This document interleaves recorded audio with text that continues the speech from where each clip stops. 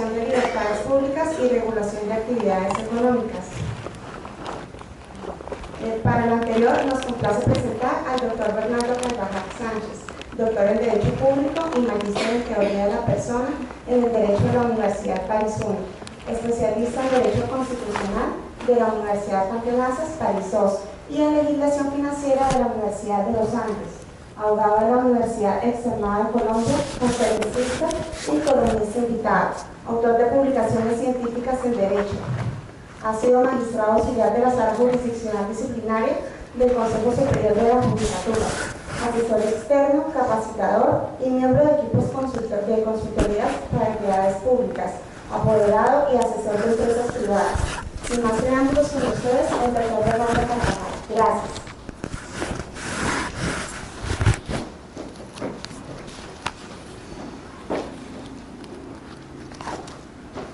Muy buenos días. Para mí es un gran placer estar nuevamente en este lugar, en esta ciudad, en la Cámara de Comercio de Bucaramanga, y por supuesto agradezco profundamente a todas las personas que desde la Cámara de Comercio han tenido esta amable invitación, que obviamente acepto con el mayor de los gustos. Esta charla, esta segunda actividad ya es, digamos, una reunión que hacemos por segunda vez con un fin un poquito más específico y tal vez más focalizado hacia el empresario y en general el ciudadano, de cómo se ve confrontado con el Código de Policía, con este nuevo Código de Policía que corresponde a la Ley 1801 de 2016. Como nuestra presentadora lo anunció, lo que se pretende a través de la presentación que está a mi cargo corresponde esencialmente a dos grandes puntos. El primero tiene que ver con hacernos una breve introducción a este tema, una forma de presentarles el nuevo Código de Policía, explicarles un poco en qué consiste, para qué sirve, por qué se necesita un Código de Policía, cómo está estructurado, de manera que nos podamos familiarizar con el Código. Y en segundo lugar nos vamos a focalizar sobre la relación entre el ejercicio de las libertades y varias disposiciones del Código que suponen en la práctica restricciones al ejercicio de las diferentes libertades públicas. En particular tenemos por un lado varias libertades fundamentales de todos los ciudadanos, y por otro lado tenemos el tema de las libertades económicas, de la libertad empresarial, puesto que el Código hace una regulación bastante amplia de lo que son las actividades económicas. Entonces, sin más preámbulos, voy a comenzar con la primera parte. Voy a abrir una pequeña presentación.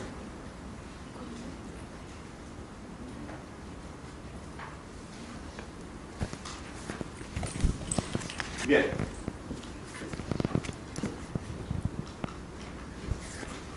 En cuanto a los aspectos generales del código, digamos, su nombre completo es Código Nacional de Policía y de Convivencia. Tendríamos que preguntarnos en primer lugar, ¿para qué se expide un código de policía? Es decir, la pregunta más específica es, ¿qué debe hacer un código de policía? Entonces,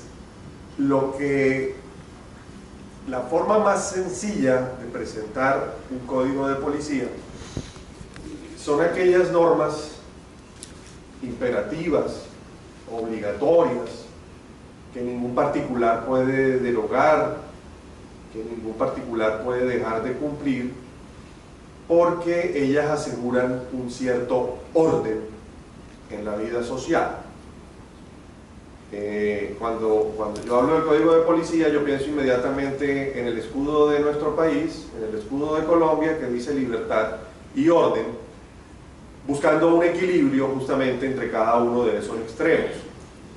Y cuando estamos en el Código de Policía, estamos, a mi modo de ver, en la principal regulación del lado que se llama orden.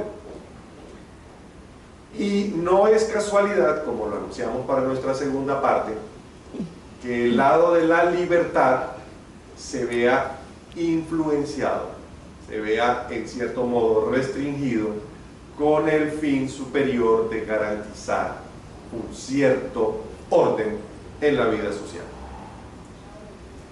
Entonces, ¿de qué orden estamos hablando? Tradicionalmente,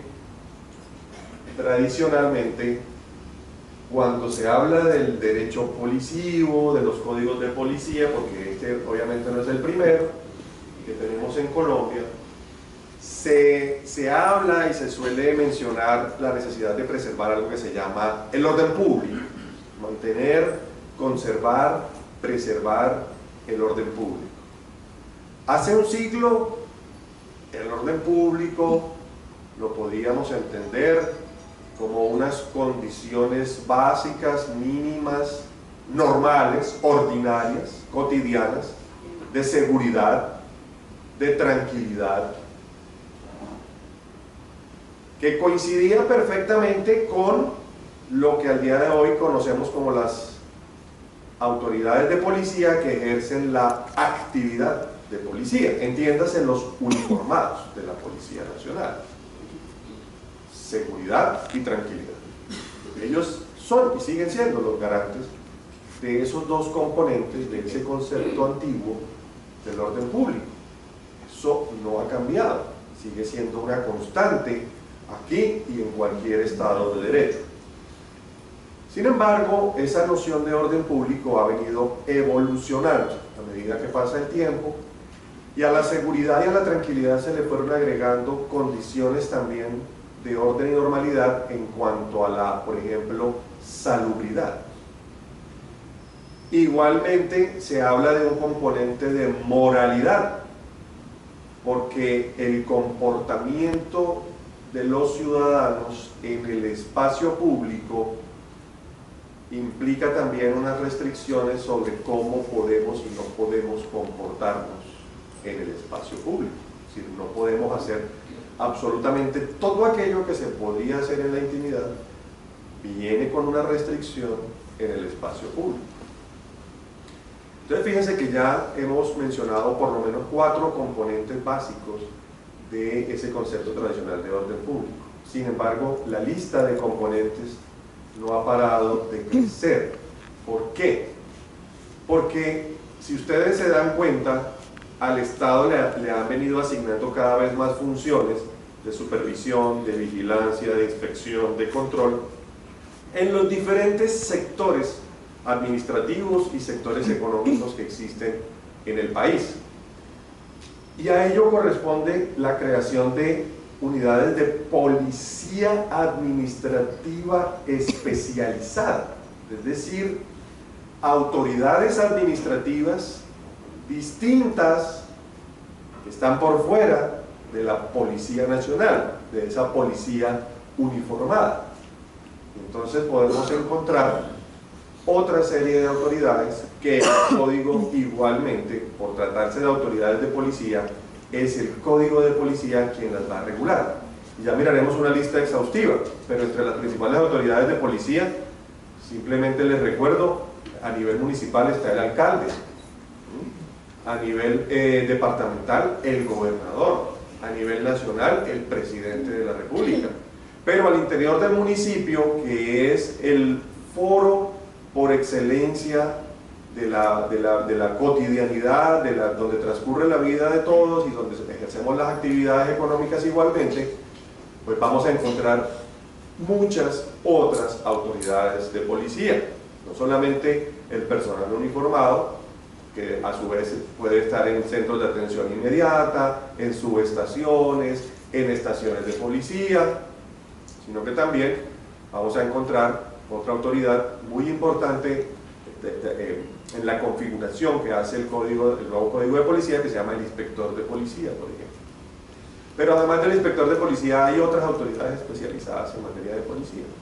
Entonces, por ejemplo, muchas de las secretarías que se organizan al interior de una alcaldía, en un municipio o en un distrito, tienen también unas funciones de policía especializadas, por ejemplo en materia ambiental, por ejemplo en materia de salud, por ejemplo en materia de hacienda, por ejemplo en materia de educación, en materia de movilidad. Es decir, en cualquiera de esos sectores, de esos escenarios, vamos a encontrar como mínimo una autoridad de policía administrativa especializada.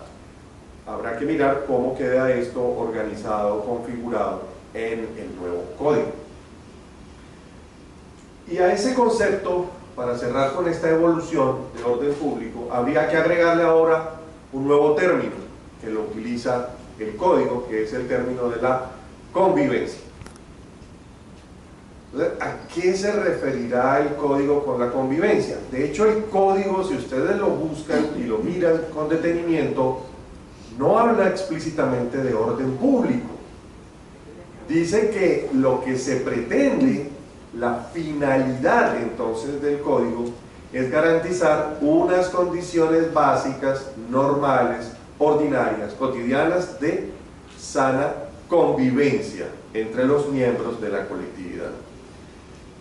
Podríamos entonces pensar que la convivencia podría ser simplemente un cambio de nombre, ¿sí? La convivencia es el nuevo orden público. Y al parecer en el código así quedó. En realidad, cuando hablamos de convivencia, deberíamos pensar en otras cosas más allá del orden público. Es decir, la convivencia supone, sí, ciertamente la conservación del orden, de ese orden público, pero la convivencia también debería tener unos fines de transformación del comportamiento del ciudadano. Es decir, debería tener un importantísimo componente pedagógico. De manera que ya no solamente, si me permiten la expresión, el código de policía sirve para dar garrote, sino que también debe generar estímulos, lo que llaman la teoría de la zanahoria y el garrote, debería generar estímulos para un cambio de conducta e incentivar el cumplimiento positivo y efectivo de todas las disposiciones que están en este código.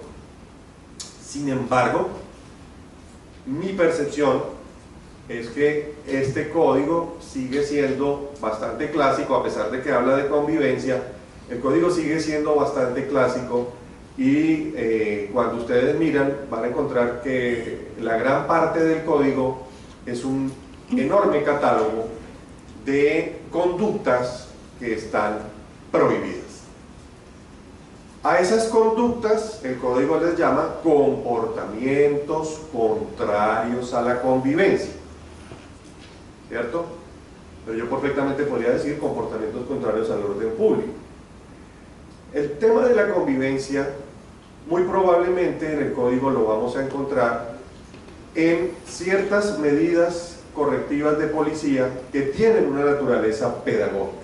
Es decir, las autoridades de policía frente a ciertos comportamientos que están prohibidos puede optar por dar una orden de hacer algún tipo de actividad pedagógica o de actividad social que en lugar de convertirse realmente en una sanción, en una pena, pues sea un escenario justamente para propiciar ese cambio y hacer esa pedagogía en términos de convivencia.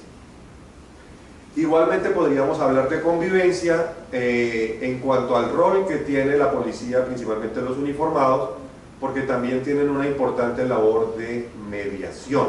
Entonces, en los procesos que se llaman verbales inmediatos, la autoridad de policía lo primero que tiene que hacer es, luego de identificada cuál fue la conducta que violó el código de policía, debe hacer un ejercicio de mediación. Esto es, lograr que cuando estamos frente a dos personas o más personas que se han visto afectadas por ese comportamiento, se logre llegar a un acuerdo para que esa conducta cese y no vuelva a ocurrir. Si ya no es posible esa mediación, se utilizarán ya los medios tradicionales, que son denominados las medidas correctivas de policía. Entonces, claramente esa finalidad del código tiene que ver con el objeto del código, porque el objeto del código, si lo miramos desde un punto de vista muy pragmático, realmente es tratar de ordenar cuáles son esas libertades que tenemos que restringir para vivir de una manera más o menos ordenada cotidianamente. Entonces, esto recuerda esa antigua definición de libertad, según la cual la libertad de unos llega hasta donde empieza la libertad de otros.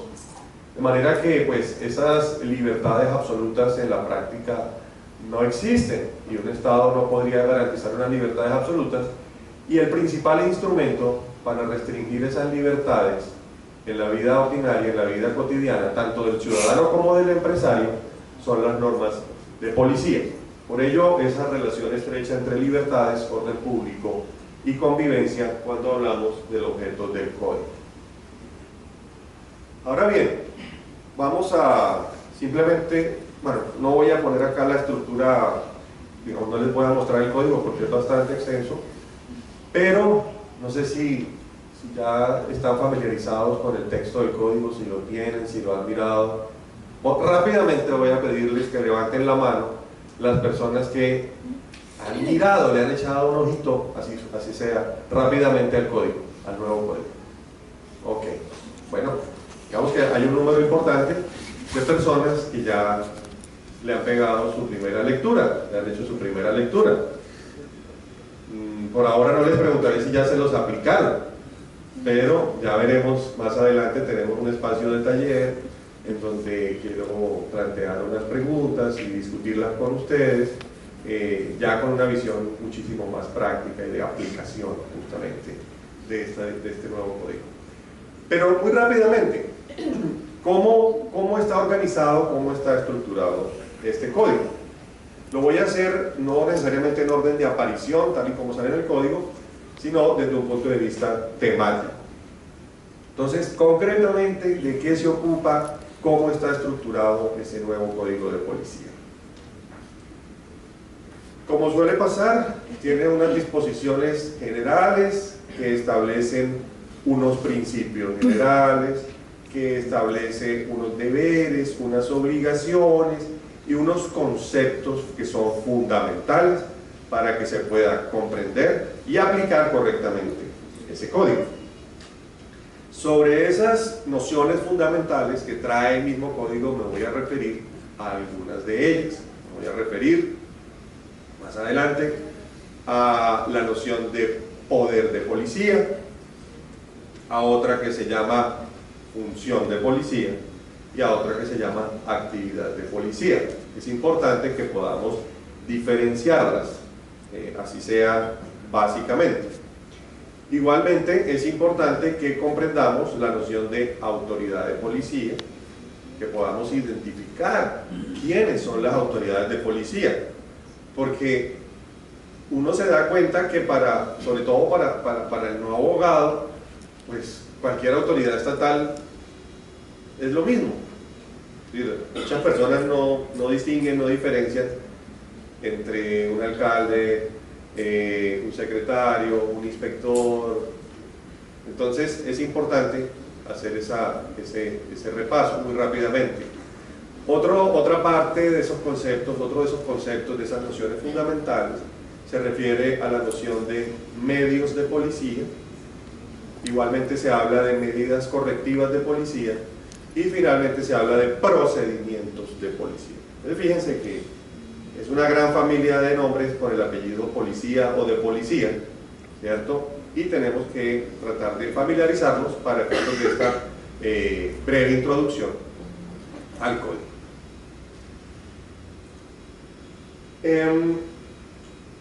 ¿Qué más podemos mencionar sobre la estructura del código? Entonces, además de esos conceptos, de esos principios, de esas definiciones generales, de esos objetivos, el código, como ya les había indicado, trae un amplio catálogo de conductas. Entonces se describen una serie de conductas que están organizadas en función de la protección de lo que normalmente se llaman intereses o bienes jurídicos que son relevantes para la sociedad y que ameritan ser protegidos en el Código de Policía.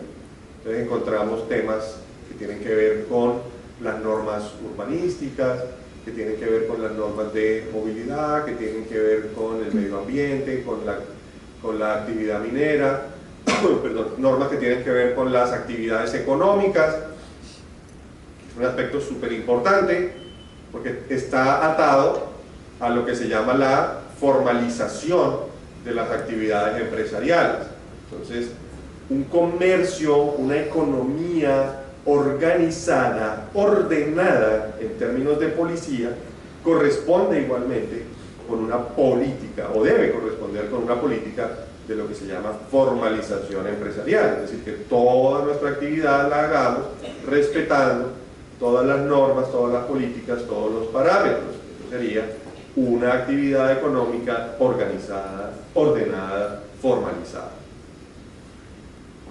Igualmente vamos a encontrar algunas conductas que afectan la seguridad, que afectan la salubridad, que tienen que ver, por ejemplo, también con el ejercicio de algunas libertades públicas en el espacio público, el derecho de reunión, la celebración de eventos que se llaman aglomeraciones masivas de público, espectáculos, uso de fuegos artificiales, inclusive está el tema de cómo podemos y no podemos comportarnos respecto de los animales, ¿cierto? Es un tema de actualización del orden público y de la convivencia, tema que estaba absolutamente ignorado en el anterior código. Inclusive el tema de la seguridad frente al manejo de animales, mascotas, y eso está muy focalizado en relación con los caninos, que el código califica como potencialmente peligrosos. Entonces, todo esto lo menciono para que veamos la amplitud del impacto que tiene en la vida social. Es decir, realmente ningún ciudadano en Colombia escapa, ninguno escapa del ámbito de aplicación del Código de Policía. Es de esas raras leyes que realmente son generales. Uno encuentra que muchas leyes están focalizadas o son sectoriales y solamente incumben a ciertas personas, pero del Código de Policía ninguno de nosotros escapa.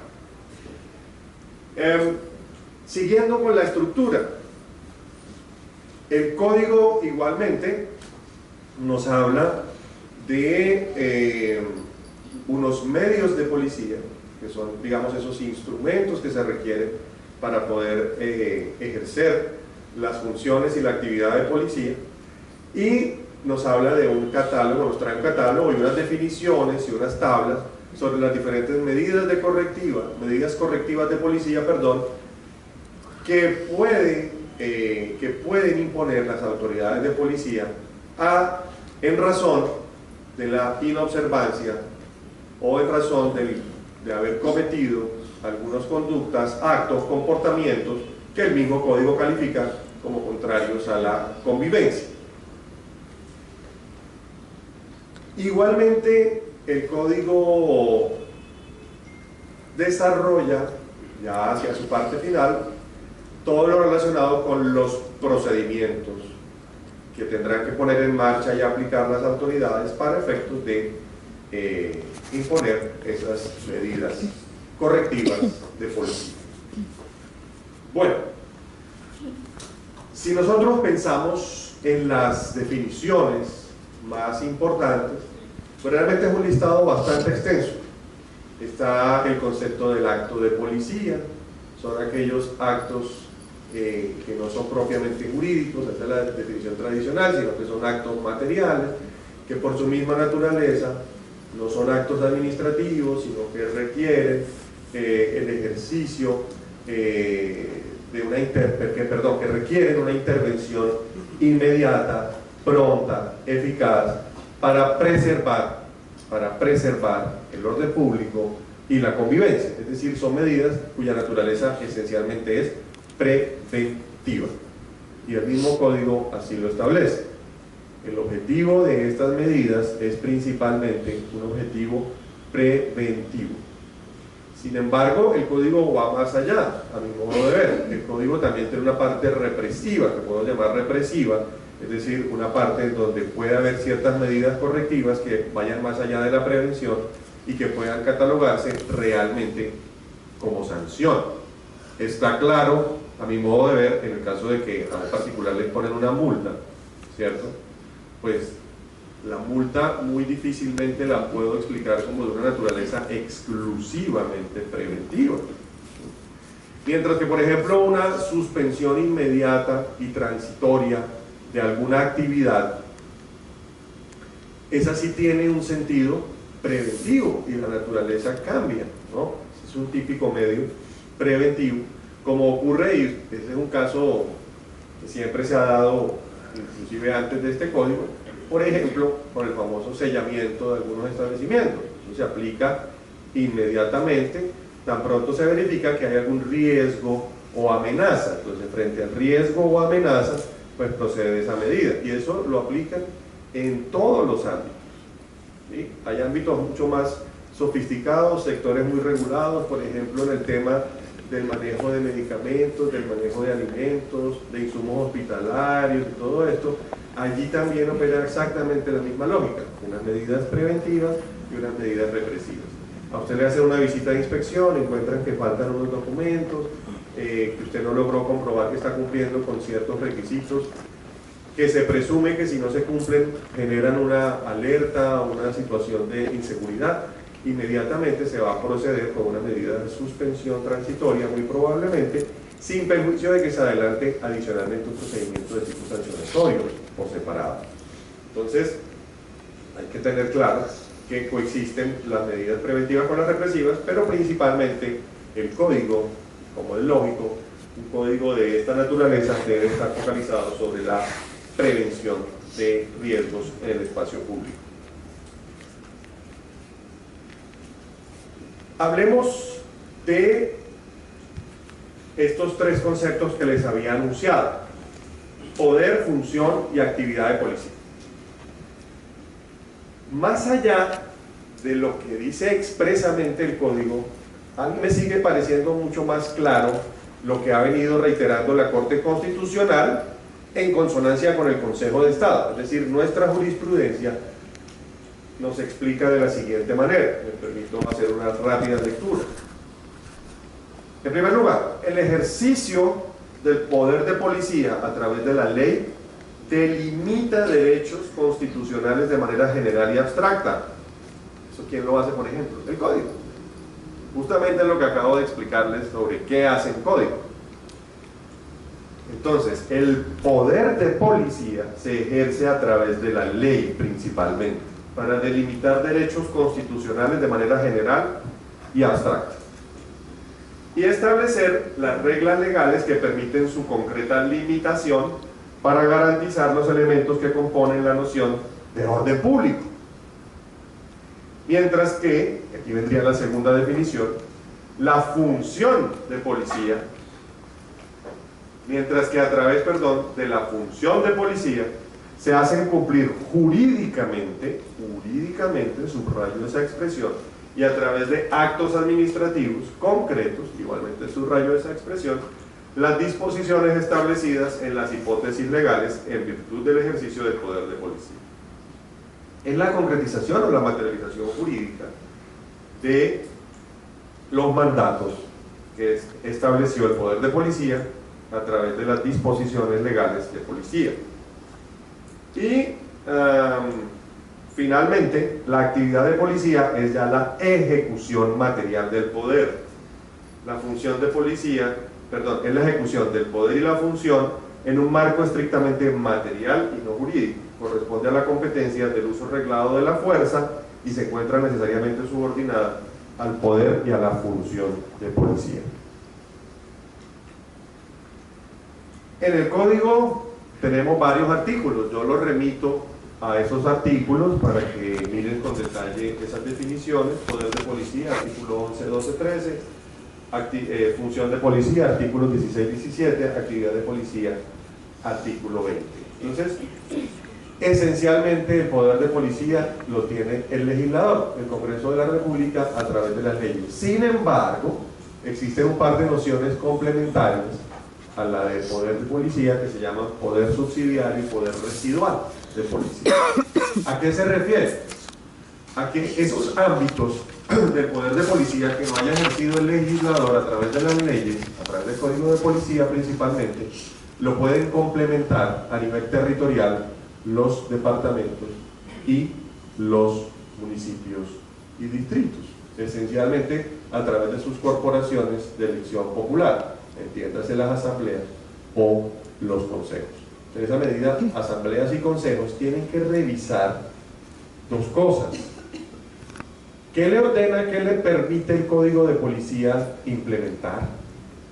Y por otro lado, revisar si sus disposiciones departamentales y municipales de policía son conformes con el nuevo Código de Policía, o si lo contrarían.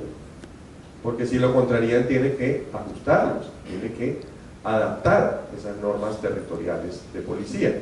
¿So pena de qué? De que alguien venga y le diga: ya usted no me puede aplicar, por ejemplo, supongamos, hay departamentos, la mayoría pensaría yo, que tienen unos llamados códigos departamentales de policía. Entonces, que alguien nos diga: mire, después de que entró en vigencia la ley 1801, hay varias disposiciones de ese código departamental de policía que contradicen lo dispuesto en el Código de Policía.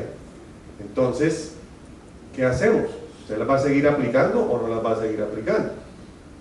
Allá habría que mirar entonces una serie de fenómenos. No es propiamente una derogación, porque pues, la ley no deroga el acto administrativo, la ley deroga otras leyes, pero probablemente sí lo deja sin fundamento legal. Entonces allá habría que mirar si eventualmente se configura un fenómeno que los abogados llamamos coloquialmente el decaimiento de ese acto administrativo o la pérdida de fuerza ejecutoria. O sea, en la práctica va a haber un problema con su eficacia. Y más allá, si seguimos aplicando de pronto disposiciones territoriales que de pronto van en contravía o que no corresponden con la nueva lógica, los nuevos procedimientos, por ejemplo, las nuevas medidas que establece el Código de Policía, ¿qué puede pasar con esos procedimientos?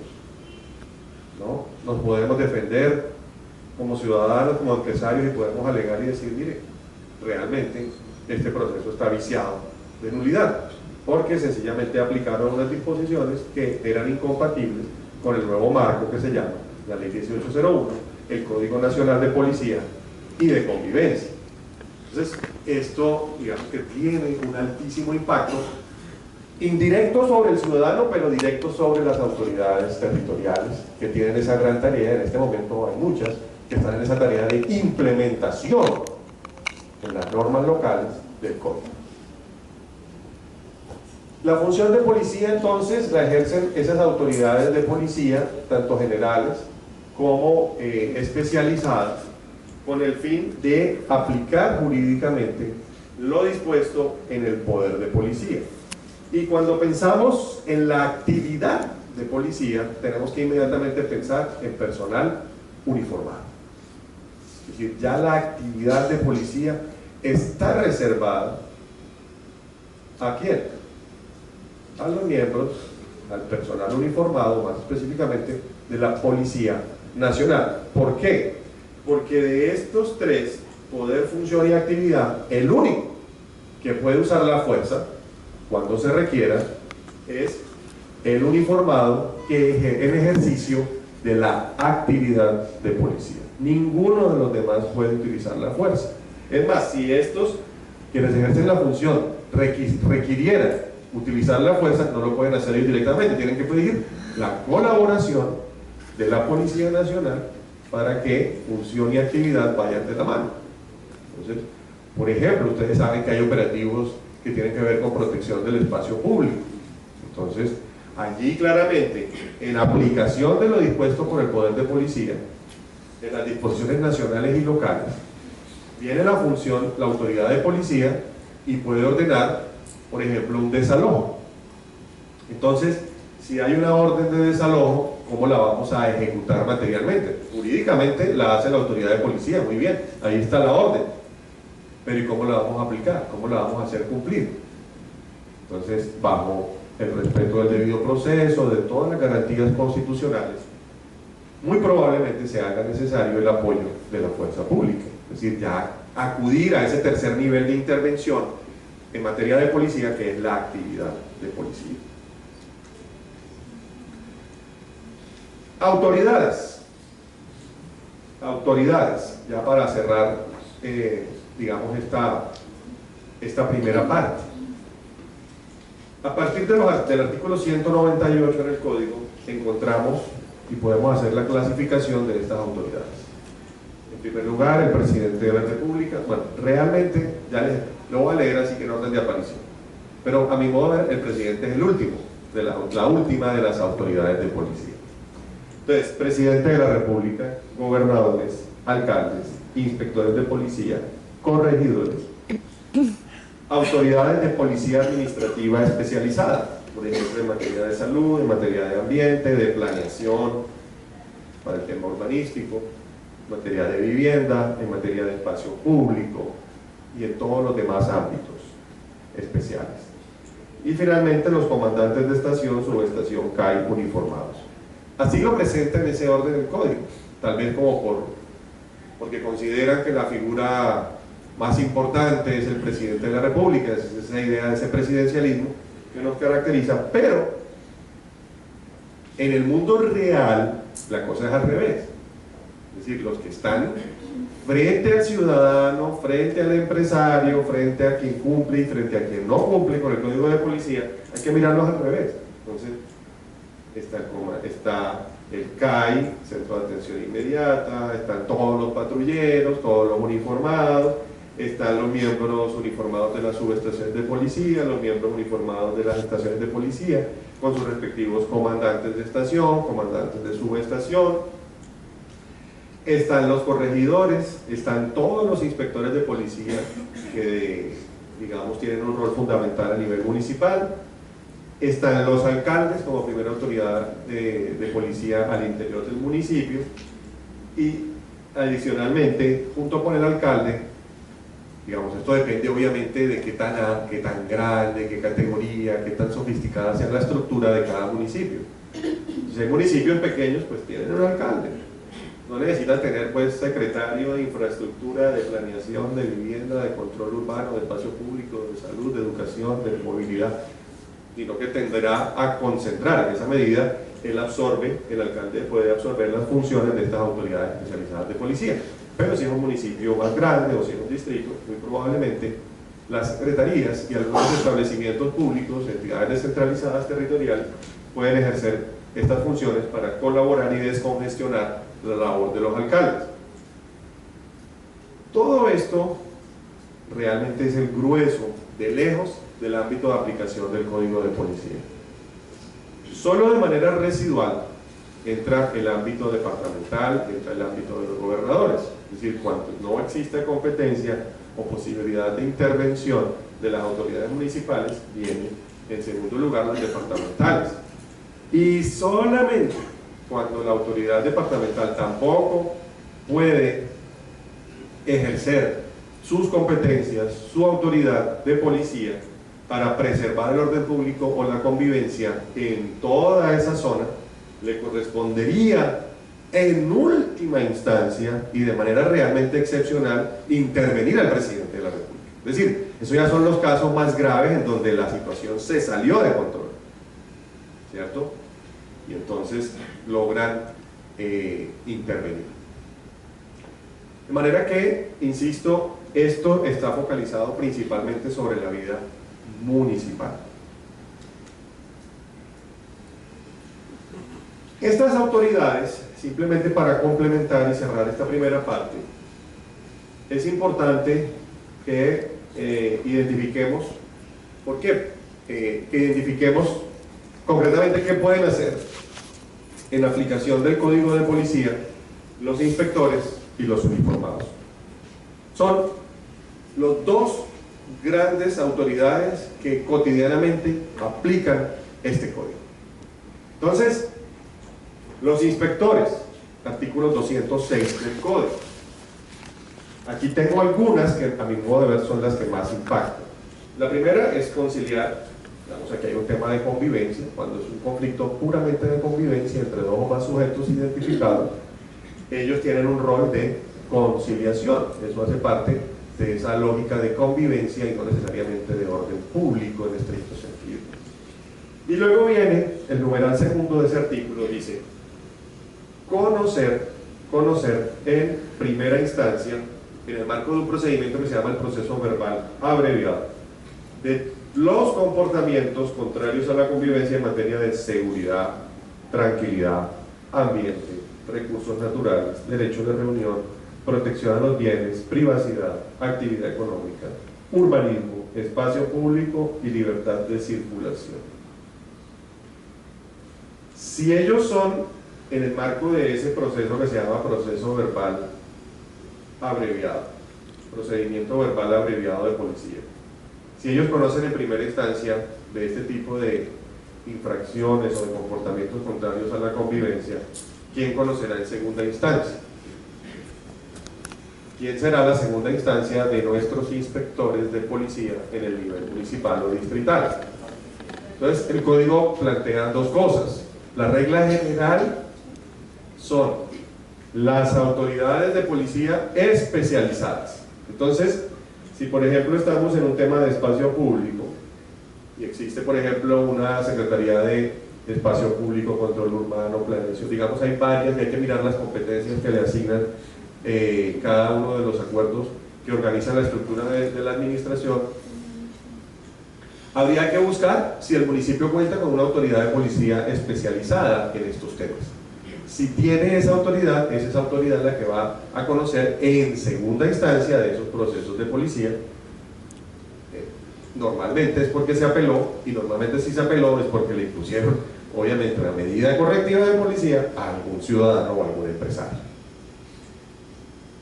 Igualmente, el numeral 5, aquí damos un salto al numeral 5 de ese mismo artículo, nos dice que en única instancia, también hay unos procesos que solo tienen esa instancia ante el inspector y tienen que ver con el tipo de medida correctiva que se aplique. Entonces, cuando sean conductas que dan lugar a la medida de reparación de daño material de mueble o inmueble, expulsión de domicilio, prohibición de ingreso a actividad que involucre aglomeraciones de público, complejas o no complejas. Entonces, el señor que le prohibieron entrar al estadio durante 6 meses porque no se controla por los resultados del Bucaramanga. ¿Sí? O el decomiso, esas actuaciones se conocen por esos inspectores en única instancia. Es decir, no estén en función de la materia, sino en función de la medida, del tipo de medida que tiene que aplicar. Y esa misma clasificación en función del tipo de medida también aparece aquí en otros procesos en donde también es primera instancia. Entonces, cuando la medida es suspender la construcción o demolición de obra, construcción, cerramiento, mantenimiento de inmuebles, reparación de daños, restitución de inmuebles, restablecimiento del derecho de servidumbre, remoción de bienes, multas, suspensión definitiva de actividad, pues estas son las medidas más fuertes que existen en el Código de Policía y en esas también conoce en primera instancia. Finalmente, los uniformados. ¿Qué tanto pueden hacer los uniformados desde el punto de vista de medidas que puedan tomar e imponer? Esto está en 2 artículos principalmente, 209 y 210. Entonces son comandantes de estación, subestación o de calle. Conocen en primera instancia de la aplicación de las siguientes medidas en los llamados procesos verbales abreviados. ¿Sí? ¿Quién va a ser entonces la segunda instancia de los uniformados en estos procesos? ¿Quién será? Los inspectores de policía. Entonces, fíjense que una cosa es aquello que conocen los inspectores en única instancia o en primera instancia. y creo que no mencioné, perdón que me regrese, si no hay autoridades de policía especializadas que no puedan conocer en apelación de las decisiones de los inspectores, se va directamente al alcalde. ¿Sí? ¿Por qué? Porque él es la suprema autoridad de policía, luego es el superior, sí, indiscutible, en caso de duda o de inexistencia de autoridades especializadas de policía por temas, por sectores. Pero entonces en este otro universo, en el de los uniformados también pueden conocer de estos procedimientos verbales abreviados de policía en primera instancia. Su segunda instancia serán los inspectores de policía. Es evidente que los que más trabajo tienen como consecuencia del Código de Policía son nuestros inspectores de policía. Esto está clarísimo. Entonces, cuando se trata de imponer, fíjense que son medidas que son distintas al estado anterior, de amonestación, remoción de bienes que obstaculizan el espacio público, inutilización de bienes, destrucción de bien, disolución de reunión o actividad que involucre aglomeración de público no complejo y participación en programa comunitario o actividad pedagógica de convivencia. ¿Se acuerdan de esa medida que tiene que ver directamente con la pedagogía y la convivencia? Pues a estas, que en teoría se presumen según la ley más leves que las otras, no necesita conocer el inspector de policía, sino directamente el comandante de estación, subestación o del CAI, es decir, personal uniformado. Igualmente, cuando tiene que aplicar la medida de suspensión temporal de la actividad, esa es la actividad transitoria de una actividad, el cierre transitorio que se llama, o la suspensión temporal de actividad, también conocen en primera instancia. Y fíjense, todos los demás uniformados conocen también en primera instancia de la aplicación de las medidas que se aplican en virtud de un segundo tipo de procedimiento que existe en el Código. Hemos hablado de un proceso verbal abreviado, pero hay un procedimiento que es mucho más rápido, que se llama el procedimiento verbal inmediato. El procedimiento verbal inmediato lo aplican los uniformados. Ellos conocen en primera instancia la aplicación de estas medidas en virtud del procedimiento verbal inmediato. Amonestación, participación en programa comunitario o actividad pedagógica de convivencia, remoción de bienes que obstaculizan el espacio público, inutilización de bienes, destrucción de bienes. Hay diferencias importantes, pero entre un procedimiento y otro. De eso podemos comentar muy rápidamente cuando hagamos el taller. Entonces, ¿por qué? Porque la forma como nos tenemos o nos podemos defender en un proceso verbal inmediato y en un proceso verbal abreviado cambia un poco. En ambos se debe garantizar ciertamente el derecho de defensa, pero son procesos que tienen diferencias importantes, y en esa medida es probable que cuando veamos el tema del taller podamos abordar un poquito más en detalle ese punto.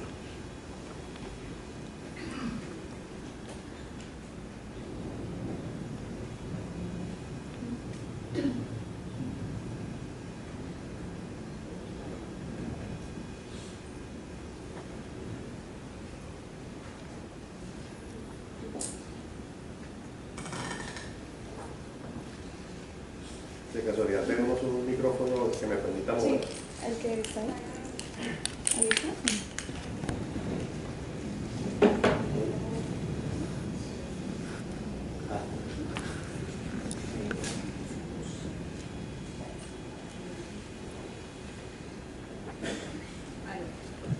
Aló. Gracias. Ya me liberé un poco de la trip. Bueno, entonces, eso es porque veo que hay algunos que están ahí como cabeceando. Entonces ya los tengo identificados, ya sé quiénes son, se les adelantará el proceso verbal inmediato. Bueno, entonces, ahora, después de esa presentación, que pues sí, tiene unas cosas muy técnicas, muy de abogados, muy jurídicas, pues focalicémonos en la parte más sustancial, en principios, derechos y garantías tanto constitucionales y legales que hay que respetar. ¿Por qué? Porque recordemos, una vez más, vamos aquí a la parte de la restricción de las libertades. Libertades ciudadanas, libertades públicas, pero también libertades económicas y actividades económicas. Entonces, el Código nos recuerda que hay que cumplir con toda la Constitución, lo cual no está de sobra. Recordar que debe haber un trato igualitario, que la actividad de policía debe ejercerse con moralidad, con eficacia, con economía, con celeridad, con imparcialidad, con publicidad, es decir, todos los instrumentos sustantivos para erradicar la arbitrariedad y el abuso en el ejercicio de la fuerza, de la actividad de policía y de la función de policía. Entonces, el Código debe ser un instrumento garantista, como solemos decirlo. Por supuesto, el Código también invita a que a nivel territorial se apliquen figuras de descentralización, delegación, desconcentración, coordinación y control interno de las funciones, para que justamente se garantice esa eficacia y esa celeridad.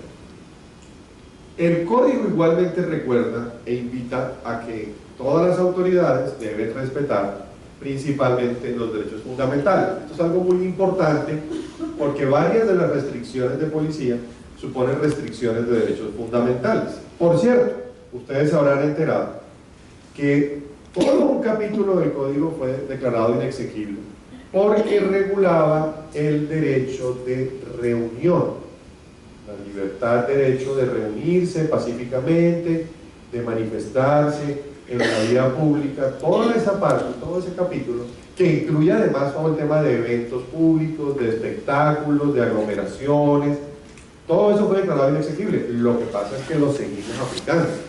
¿Por qué? Porque la Corte difirió los efectos en el tiempo de esa decisión y le dio un plazo de 2 años al legislador para que expida una ley estatutaria. ¿Por qué una ley estatutaria? Porque las leyes estatutarias son las que reglamentan nuestros derechos fundamentales. Entonces necesitan un debate más amplio, unas mayorías más robustas en el Congreso, porque lo que están en juego son derechos fundamentales. Entonces, ese ejemplo de esa sentencia nos recuerda que claramente aquí lo que están en juego son nuestros derechos fundamentales constitucionalmente protegidos. Por supuesto que también de la mano con esos derechos fundamentales individuales están los derechos colectivos. ¿Por qué? Porque todos esos bienes que hemos mencionado que protege el Código de Policía y de Convivencia, la seguridad, la salubridad, la salud, el medio ambiente sano, etcétera, son derechos e intereses colectivos, o sea, son de todos y para todos. Entonces, entre otros derechos está el tema de la dignidad humana, de cómo se va a tratar a las personas, un trato respetuoso, un trato considerado, el respeto a la libertad personal, porque fíjense que al fin y al cabo esto no es un tema penal. Aquí no estamos en el ámbito del Código Penal. Por lo tanto, no puede haber pena privativa de la libertad en materia de policía. Eso sería una privación injusta de la libertad. Había que ejercer el habeas corpus. Entonces, para rescatar a una persona que tienen por allá encerrada, que dejaron en un fin de semana encerrado en una estación de policía. Lo único que existe es que hay unos traslados y unas retenciones transitorias desde el punto de vista administrativo cuando se necesita, por ejemplo, trasladar a una persona y sacarla de un establecimiento porque por sí misma no está en condiciones de regresar a su casa. Entonces eso pasa con frecuencia cuando es un tema de alicoramiento, de drogas o personas que están realmente en lo que se llama, ¿cómo se llama eso? Ira de intenso dolor, que están absolutamente perturbados, inmanejables, pues generan un riesgo para sí mismo y para los demás. Entonces hay que tomar a esa persona, ponerla a disposición de su familia, si no hay ningún familiar, ponerla a disposición de un centro de salud, y si no hay ninguna de esas dos, y esto ya tiene sentencia de constitucionalidad, pues habrá que tenerlo transitoriamente en las instalaciones de policía, pero en las instalaciones adecuadas. Pero ojo, esto no es a título de detención, no es a título de detención. Las infracciones de policía no dan lugar a detenciones. porque este no es el ámbito penal, ¿sí? Cosa diferente es que, por ejemplo, nuestros uniformados sean unos grandes colaboradores del tema penal frente al tema de las capturas, y principalmente capturas, por ejemplo, en flagrancia, pero eso es otra cosa.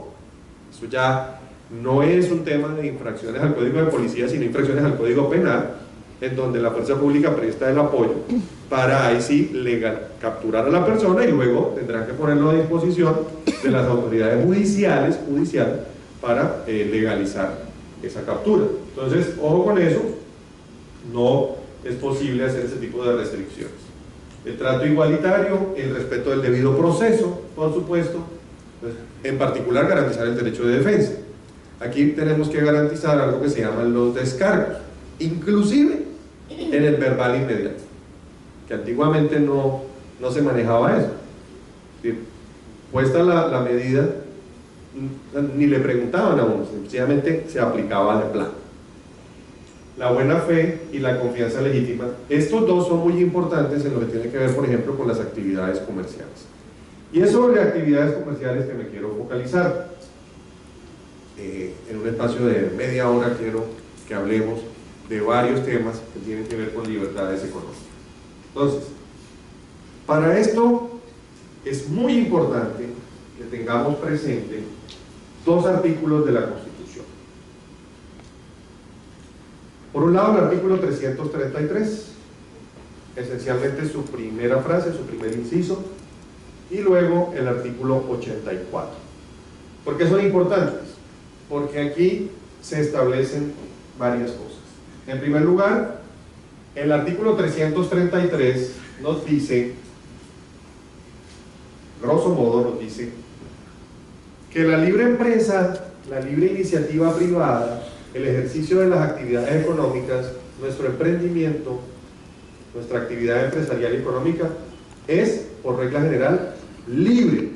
¿Qué quiere decir que es libre? Quiere decir que no se podrán exigir permisos, autorizaciones, requisitos, documentos, licencias, sino únicamente en aquellos casos en donde expresamente así lo establezca y así lo exija la ley.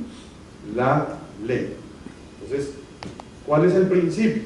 Es decir, el principio es que si la ley no dice nada, que si la ley no establece ningún requisito, la actividad se puede desarrollar libremente, está plenamente permitida, porque el grado de intervención del Estado en esa actividad es menor. Y todos sabemos que hay actividades más intervenidas y otras menos intervenidas. Está mucho más intervenida la actividad bancaria que la panadería y repostería, por ejemplo. ¿Sí? Entonces, dependerá del grado de intervención. Pero esa intervención del Estado en las actividades económicas tiene una garantía para todos los ciudadanos y todos los empresarios, que se llama la reserva de ley. Y yo ya me estoy volviendo obsesivo con el tema de la reserva de ley, porque eso todavía no pega totalmente en el mundo real. La reserva de ley, ¿qué quiere decir? Que solamente la ley, nada más la ley, puede establecer esos requisitos, esas restricciones, esas licencias, esas autorizaciones, esos permisos frente a actividades económicas. La ley es la ley. La ley no es el acto administrativo. La ley no es la ordenanza departamental. La ley no es el acuerdo municipal. La ley no es el decreto del alcalde. La ley no es la resolución del secretario de despacho. La ley no es la orden del funcionario de policía, de la autoridad de policía. La ley es la que expide el legislador, el Congreso de la República, extraordinariamente el presidente en uso de facultades extraordinarias con los decretos de leyes. Esas son las leyes.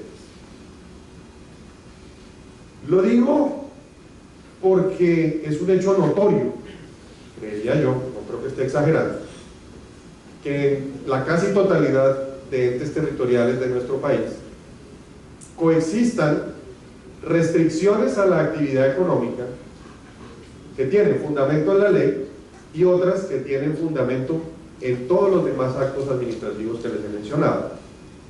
Y de esas que tienen fundamento u origen en esos actos administrativos locales o territoriales, algunas tienen fundamento legal, es decir, están autorizadas y habilitadas por la ley, pero varias no tienen fundamento legal. Y entonces, ¿qué pasa con esas? ¿Qué pasa si en un municipio un alcalde decide establecer un nuevo requisito para la apertura de un establecimiento de comercio? Y diga, tendrá que pagar, no, tendrá, ni siquiera le pongamos plata, tendrá que registrarse en la Secretaría de Planeación y declarar cuál es la actividad que va a hacer, y tendrá que pagar una tasa que se acaba de crear a través de este acuerdo municipal, que se llama tasa de funcionamiento del establecimiento de comercio. Supongamos que eso se hiciera, y usted lo confronta con la ley, al día de hoy con el Código de Policía, que establece cuáles son los requisitos para que pueda constituirse, funcionar, abrirse, operar un establecimiento de comercio en nuestro país, y usted no encuentra ese. Y usted busca en todas las demás normas legales y no encuentra ninguna que cree ese tipo de permiso de trámite de habilitación previa. Entonces, ¿qué se puede hacer en la práctica frente a eso? Eso lo discutiremos también en nuestro taller, ¿no? Pero son circunstancias frente a las cuales hay que estar alerta, porque la clave, a mi modo de ver allí, es esto que se llama la reserva de ley. Solo la ley crea ese tipo de trámite, solo la ley crea o habilita o autoriza al ente territorial para que los implemente, ¿cierto? También puede ser, pero tiene que tener origen, fundamento en la ley. Permisos, licencias, autorizaciones. El artículo 84 dice en la práctica la misma cosa, solo que es mucho más específico porque va dirigido a las autoridades. Dice que las autoridades en Colombia, y esto incluye por supuesto a las autoridades de policía, las autoridades no podrán exigir más permisos, más papeles, más documentos, más certificados, etcétera, de los que exija la ley. Es lo mismo, pero con una aplicación mucho más concreta, ¿no? Y eso es muy útil. Cuando a usted le llegan personal uniformado o le llegan otro tipo de autoridades administrativas de policía especializada y le llegan a su establecimiento de comercio y empiezan a pedirle una serie de cosas, usted tiene que tener claro cuáles son las de ley, porque más allá de las de ley usted no tiene ninguna obligación. Entonces, por supuesto que esto es un tema muy importante y por eso hago énfasis en la llamada reserva de ley. Si nosotros miramos hacia el código, el código de policía, la ley 1801, derogó la regulación legal que estaba vigente desde el año 95 en materia de actividades comerciales. Digamos, las normas de policía que regulaban el ejercicio de actividades comerciales. Era la ley 232. La ley 232 del 95, que fue reglamentada tardíamente en el año 2008. Duró mucho tiempo sin reglamentación. En el año 2008 se reglamentó. Si recuerdo bien, era el decreto 1478 del 2008. Y esa ley nos traía y nos decía, bueno, ¿cuáles son los requisitos que yo tengo que cumplir para poder dar inicio a una actividad económica? Y por otro lado, ¿cuáles son los requisitos que yo debo seguir cumpliendo a lo largo del ejercicio de mi actividad económica? Y eso a su vez venía reglamentado por el decreto del año 2008.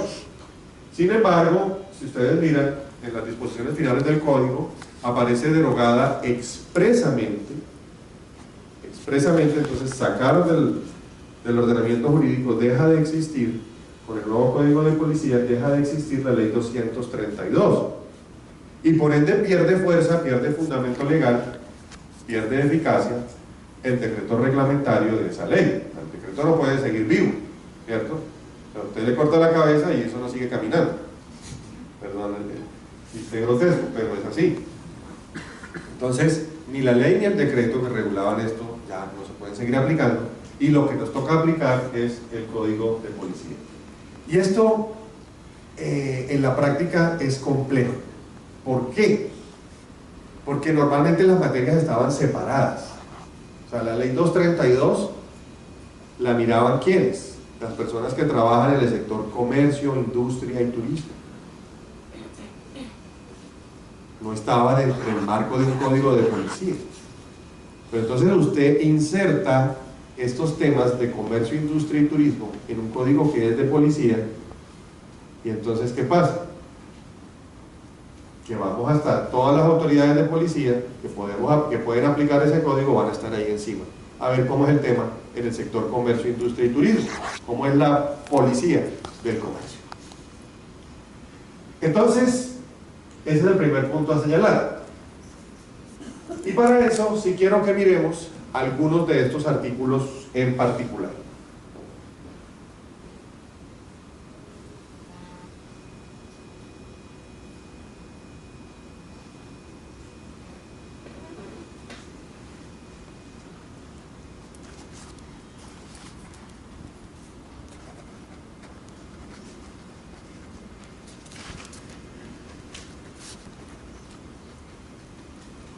Muy bien.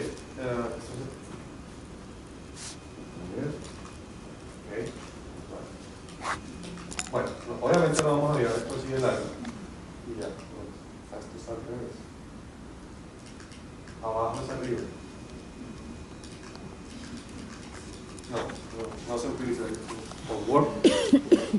A ver, entonces acá. Yo creo que es más fácil con el código directamente. Muy bien, y vámonos por allá al artículo 83 del código.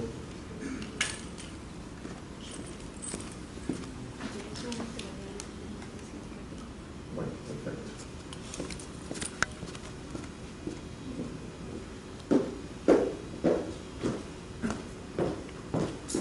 Bueno, listo, entonces varias cosas para mencionar, realmente muchas. Primero, ustedes van a encontrar que el código tiene un capítulo completico que se llama de la actividad económica y su reglamentación. Y el código comienza definiendo qué se entiende por actividad económica para efectos del código. Les dice, es la actividad lícita desarrollada por personas naturales y jurídicas en cualquier lugar, sobre cualquier bien, sea comercial, industrial, social, de servicios, de recreación, de entretenimiento, de carácter público o privado, o entidades con o sin ánimo de lucro, o similares que siendo privados, sus actividades trascienden a lo público. Aquí hay una primera duda que surge. Si uno se pone de pronto las gafas del abogado experto en derecho comercial, resulta que el Código de Comercio, por su lado, define las actividades mercantiles y trae una lista de las actividades mercantiles. Y claramente la cosa no coincide. El concepto de actividad económica que se maneja en el Código de Policía es muchísimo más amplio que el concepto específico de la actividad mercantil. Es decir, que el Código de Policía, cuando interviene en las actividades económicas, no solamente interviene sobre aquellos sujetos que en estricto sentido se denominan comerciantes, que son los que en principio tienen esa obligación del registro mercantil, entre otras obligaciones. Ahora, la ley progresivamente en diferentes sectores ha venido creando nuevos registros para aquellas personas que, siendo o no siendo comerciantes, por el tipo de actividad o por la naturaleza jurídica de la persona, las obligan también a estar en un registro, y ese registro en la práctica pues se terminó unificando y y termina siendo igualmente administrado y gestionado por la Cámara de Comercio, por las cámaras de comercio, digamos con un apoyo también en varios casos de Confecámaras, y estamos en el escenario de lo que se llama el RUES, entonces el Registro Único Empresarial y Social, y ahí concurren otros, ahí concurre el Registro Nacional de Turismo, ahí concurre el de las entidades sin ánimo de lucro, el de las de juegos de suerte y azar. ¿Quién más está ahí? Proponentes. El Registro Único de Proponentes. ¿Cuál otro? Mercantil, obviamente. Ah, bueno, el Registro Mercantil. Muy bien, entonces, muy bien, toda Carmen está en la jugada. Entonces, ¿qué es lo que pasa aquí? Que si nosotros recordamos esta actividad económica, uno piensa, si uno no lee bien el código, uno piensa que la actividad económica es solo para los comerciantes, para efectos del código, pero no. Ojo, tengo una buena amiga con la que trabajo en ciertos temas y ella siempre me ha dicho, cuando lee este código, que ahí entra, por ejemplo, el club de abuelitas que juegan parqués por las tardes, que se ponen en la terraza de su casa y la gente viene y las ve jugar o juega con ellos. Ahí entra perfectamente porque es una actividad de recreación, de entretenimiento, privada, ¿sí? Puede que no tenga club o que lo tenga creado la Asociación de Abuelitas Jugadoras de Parqués, Asoparqués,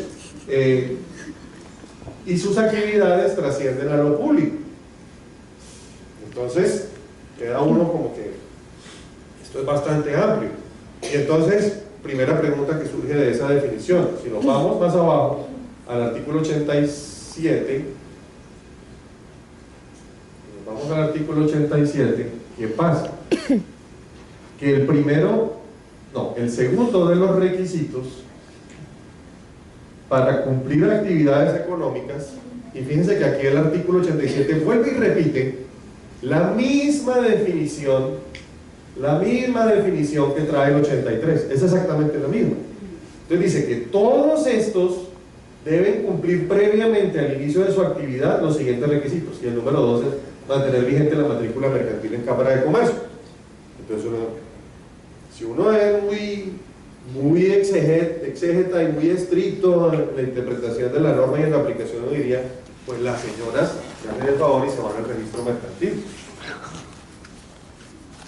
Entonces fíjense que no cuadra la obligación de registro mercantil, que es para los comerciantes, según los actos de comercialidad, los actos mercantiles definidos en el Código de Comercio. A mí el código aparentemente me está obligando ahora a que todos los que encuadren dentro de esa disposición tan amplia y tan grande los está mandando al registro mercantil. Y entonces, ¿qué va a hacer además la Cámara de Comercio cuando le llegue? Pues como que no tiene sentido, ¿cierto? Pareciera que hay un problema en la redacción o sería un problema en la interpretación. Es decir, habría que interpretarlo, y a mi modo de ver lo que hay que hacer por ahora es que obviamente este requisito está sometido a condición. ¿Condición de qué? Que esto no hay que verlo de manera aislada, sino que hay que integrarle el Código de Comercio. Pues el Código de Comercio es el que nos va a decir en concreto quién es el que tiene esa obligación. Y sin embargo, ahí el código sí se quedó corto, porque claramente el único registro no es el registro mercantil, para eso está el RUES. Ahí el código realmente hubiera mencionado mantener vigente el registro que la ley le exija en el marco del Registro Único Empresarial y Social, pero así no quedó. Pero a mi modo de ver así debería entenderse. Es decir, cuando tu actividad está sometida a registro, por supuesto que una de tus principales obligaciones para que puedas empezar a operar es estar ya debidamente registrado. Entonces, ojo con esa primera confusión que puede surgir. Ahora,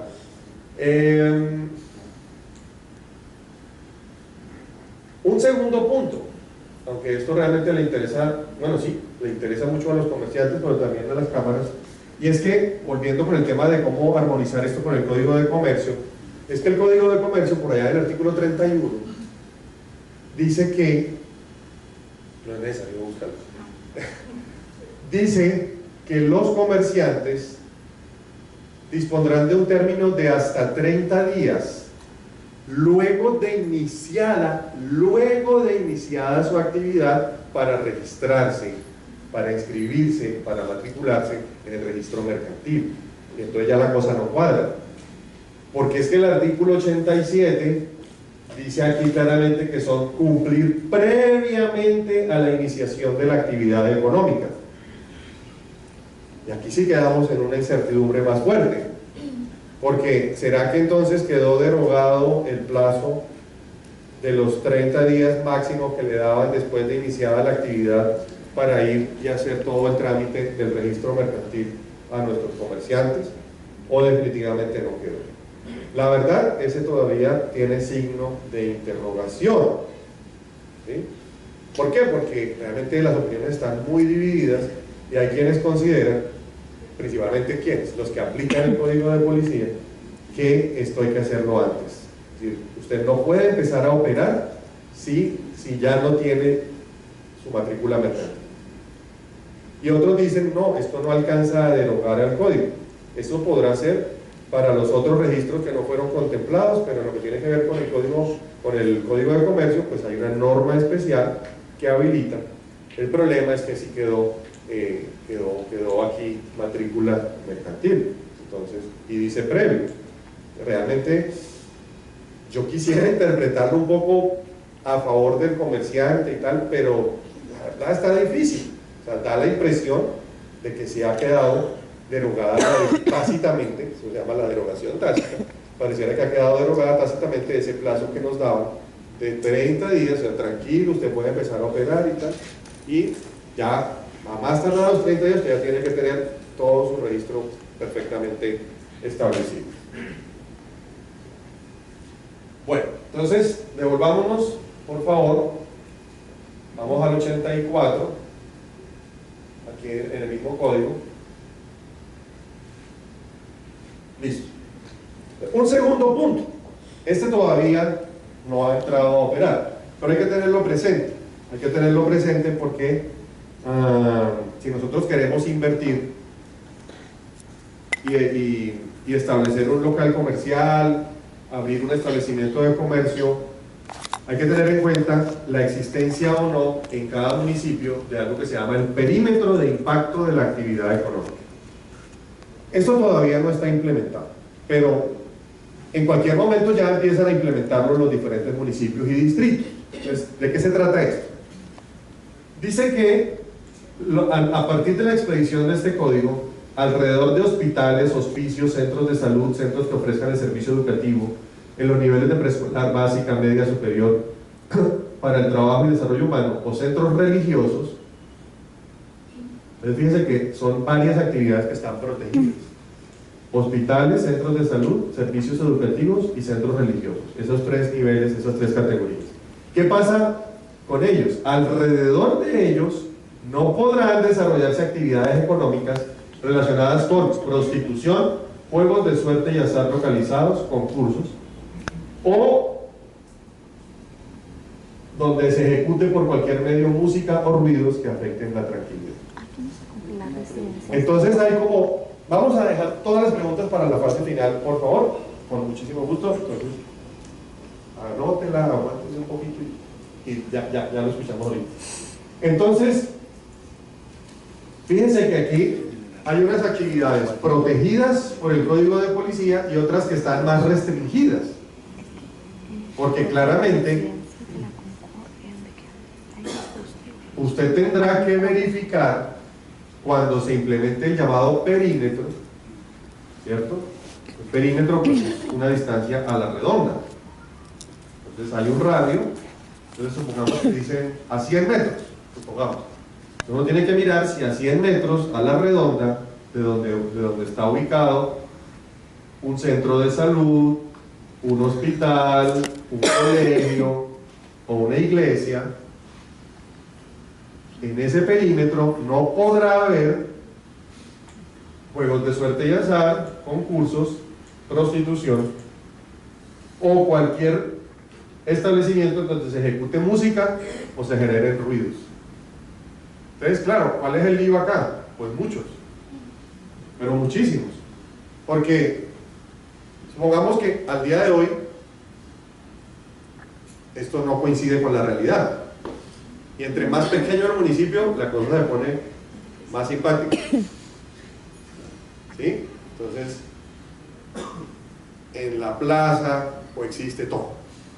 Supongamos ese caso así ya típico en donde la plaza está todo, o ahí en la misma cuadra o a 2 cuadras a la redonda está todo. Entonces, o hacemos un perímetro de 1 metro, ¿será? Sí. Porque si hacemos un perímetro más grande, terminamos sacando de la zona urbana esas actividades, ¿cierto? Bueno, esa es una.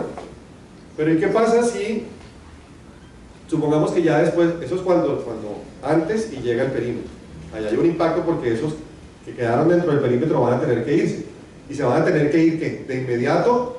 O sea, la policía va a llegar a hacer cierre de establecimiento definitivo de malas porque ya ayer empezó a regir el perímetro y usted se me va. O hay que mirar un tema de confianza legítima, de darle un tiempo de adaptación.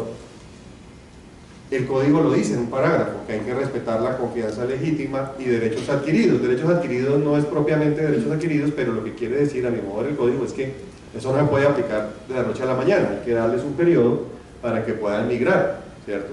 Porque por ejemplo usted tiene un bar o una discoteca y de pronto usted le ha metido mucha plata a ese negocio, realmente ha invertido, y de pronto al mes de que usted ya puso su discoteca y tal, sale el perímetro y entonces me tengo que ir ya, esa platica se perdió, ¿qué hago?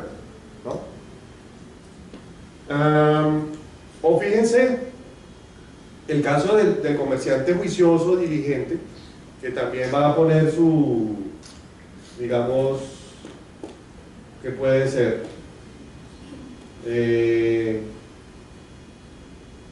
Bueno, juegos de suerte y azar. Un ejemplo de juegos de suerte y azar. Ese, un bingo. Un bingo entra ahí, perfectamente entra ahí. Es un bingo de lo más sano del mundo, pero pues quedó restringido el bingo.